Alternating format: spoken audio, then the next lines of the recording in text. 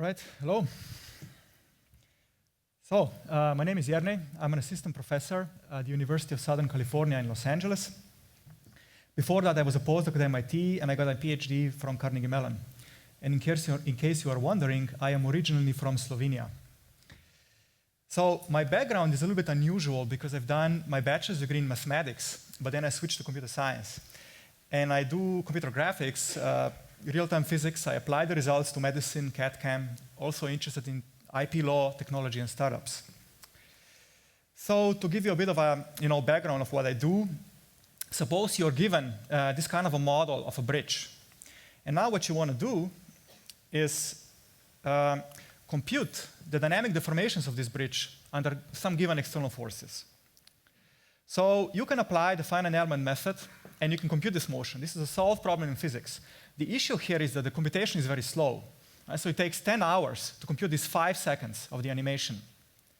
What I've done is I made this a lot faster, actually about 100,000 times faster in this example. So now I can have an interactive system where I can pull on the bridge in real time and I can see the response immediately.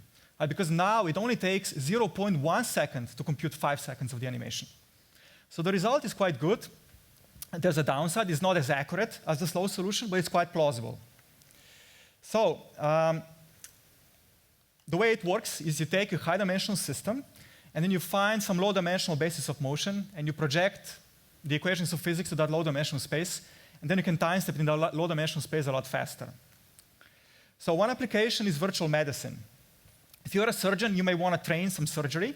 You can train now on a simulator, on a computer, rather than on a real patient. I think because my system is fast, you can simulate human tissue in real time inside the actual virtual surgery simulator, which hopefully will lead to fewer mistakes in medical training and in medical practice.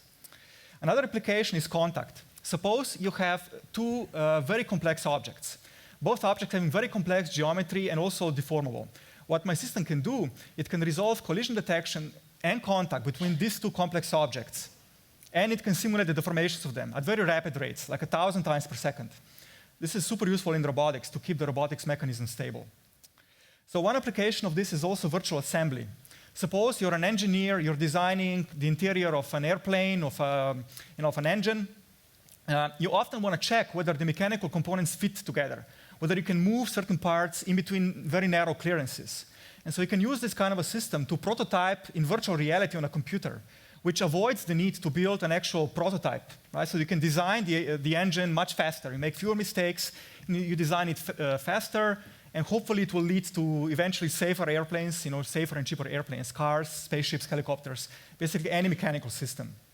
You can see the system is very robust. I'm pulling very hard here. All right, so when will this be on the market? For the deformations part, I'm talking to Weta Digital, which is a special effects company from New Zealand, Avatar, Lord of the Rings, many other films. For the contact part, I'm talking to a company in France for potential applications in the automobile industry. And here are some challenges that I'm facing.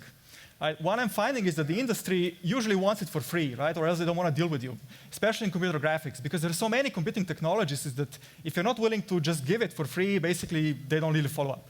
Often they're also quite secretive. They don't want to share the data sets. We don't want to give you the model, the texture, because we're afraid you're going to leak to the competition, and then our secrets of the next movie will be revealed, and so on. Right?